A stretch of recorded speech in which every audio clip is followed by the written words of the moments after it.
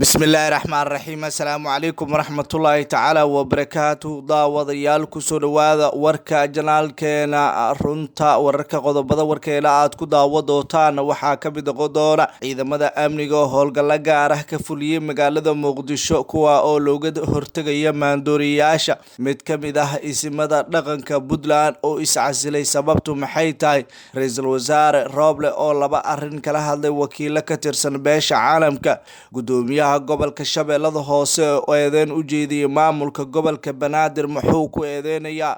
wararkaas iyo warar kale ayaan daawadayaal warkeena idinkugu soo gudbi doonaa haddaba daawade haddii aad janaalkeena ku cusub tahay subscribe noo saar janaalka wararkeena leega iyo sheerka iyo commentiga noogu dadaala aan ku bilaabo qodobka ugu horeeya ciidamada amniga ayaa howlgalla gaar ah ka fuliyey magaalada tani muqdisho ciidamada amniga ayaa howlgalla gaar ah ka fuliyey xaafado ka tirsan degmada dharkeynley kaasi oo ay ku beegsanayaan dadka isticmaala waxyaabaha maanka dooriye iyo ciyaal weero dhib badan ku haya shacabka ku dhaqan degmadaasi taliyaha booliiska qeybta galbeed yaasiin nuur kheyre ayaa sheegay in howlgalkani uu ka dambeeyey kadib markii cabasho ay ka timid dadka shacabka ah xili maamulka gobolka banaadir horey ay u sheegeen inay ka hortegayaan falalka dhibaatooyinka kala duwan ee marka qaarkood xaafado ka tirsan degmooyinka gobolka banaadir ay ka dhacayaan howlgalkani ayaa waxaa lagu soo qabtay noocyada kala duwan ee waxyaabaha maanka dooriye iyo dadka ganacsanaya iyagoona waalidiinta ugu baaqay in caruurtooda dadka dhibaateynaya ay cishtaan sida uu taliyuhu sheegay maamulka gobolka banaadir ayaa hore waxay u tilmaameen inay ka hortegayaan waxyaabaha maanka dooriye oo ugu horeeya kiniiniga loo yaqaana daraamadoolka iyo sidoo kale cirbada jirka lagu duro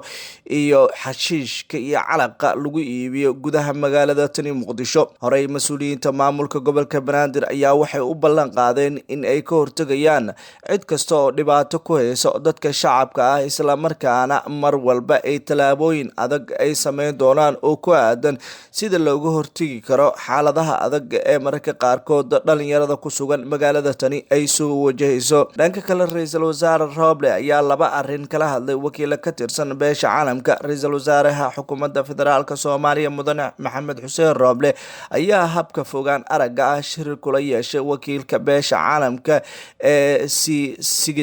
plus oo ay ka wada hadleen dhamaystirka doorashooyinka golaha shacabka rooble iyo wakiilka beesha caalamka ayaa si gaar ah uga hadlay caqabadaha ka jira dhamaystirka dowlad goboleedyada jubbaland iyo hirshabelle iyo hirgelinta jadwalka dhaarinta xildhibaanada labada aqal ee baarlamaanka federaalk soomaaliya ra-iisul wasaaraha rooble ayaa sidoo kale beesha caalamka kala hadlay xaalada abaaraha biniaadanimo ee ka jira dalka sida kaalintooda ay u qaadan lahaayeen gurmadka loo fidinayo dadka soomaaliyeed ee abaartu saameysay wakiilka beesha caalamka ayaa waxa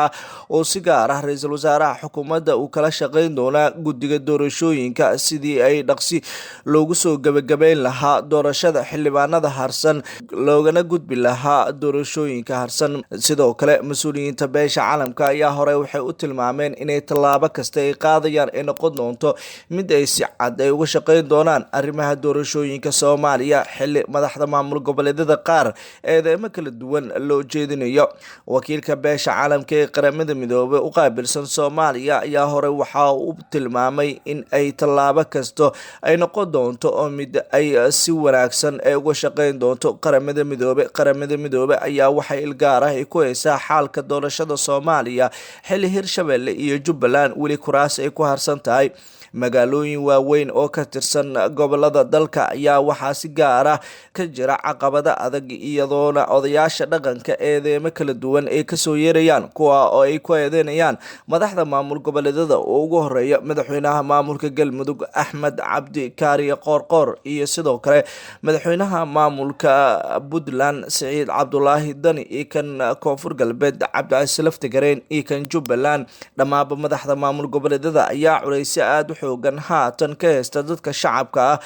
haddana waxaa la filanayaa in wax weliba wada hadal lagu dhameeyo dhinaca kale weli waxaa adag doorashada kuraasta taalla magaalada garbaharey ee gobolka gado wararkii ugu dambeeyay ayaa waxay sheegayaan in doorashada kuraasta taalla magaalada garbaharey ee gobolka gado ay si gooni ah ay kaga cabanayaan waxgaradka qeybahooda kala duwan iyadoona waxgaradka horeeya u sheegeen in wax weliba loo baahan yahay in la xaliyo hase ahaatee uma muuqan muuqanayso in xalka madambeysa laga gaarayo arrimaha doorashooyinka kuraasta taala magaalada Garbaharey ee gobolka Gado. Xaaladda ugu adag ee dalka ee doorashooyinka ayaa waxa ay tahay xaaladda ka jirto Garbaharey gobolka Gado, iyadoo madaxweyne Maxamed Cabdullaahi Maxamed Farmaajo iyo kooxdiisa weli ay ku dadaalayaan in ay ka hortagaan cid kasta oo faragelin ku sameynayso doorashada Garbaharey. Haddana waxaa aad loo cambaareynaya go'aamada uu qaadanayo madaxweynaha maamulka Jubbaland Axmed Maxamed Islaam Axmed Madoobe oo qorshihiisa ugu weyn uu yahay in doorashada ay ka dhacdo magaalada Kismaayo ee xarunta ku meel gaar ku ah maamulka Jubbaland. Madaxda maamulka Jubbaland iyo odayaal ka tirsan maamulkaasi ayaa waxaa la tilmaamayaa in qorshayaashooda iyo yoolkooda ugu weyn uu yahay in doorashada ay ka dhacdo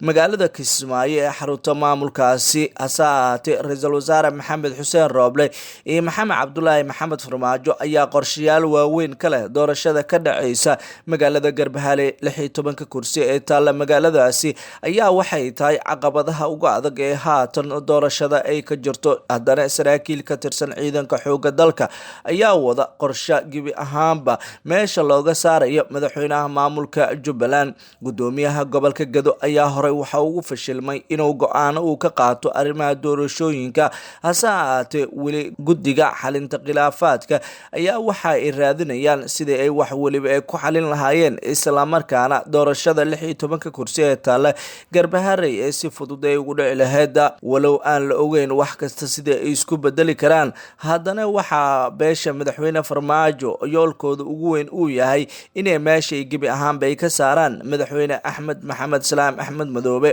Dhanka kalena, xilliga lasoo gabagabeynayo howlgalka ATMIS ayaa waxaa laga gaaray go'aanka madambeysa shir lagu hirgelinayo qorshaha Soomaaliya ee kula wareegaya amniga